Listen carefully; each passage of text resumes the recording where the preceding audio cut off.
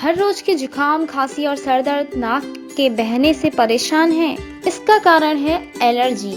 Homeopathy में है allergy का कुशल उपचार। जुकाम की काफी प्रॉब्लम हो रही थी और सुबह सुबह उठते तो ये परेशानी काफी बढ़ जाती थी। छींके छींके छींके फिर आंखों से इतना पानी आ जाना और फिर मेरी सांस भी बहुत फूल जाती थी। फिर मैं यहाँ साहस होम्योपैथिक में आई और डॉक्टर नवीन चंद पांडे जी से मैंने अपने रोग के बारे में बताया। अब मैं पूर्ण रूप से स्वस्थ हूँ। साहस होम्योपैथी अपनाएं, जहां आपको मिले जटिल से जटिल रोगों का पूर्ण उपचार।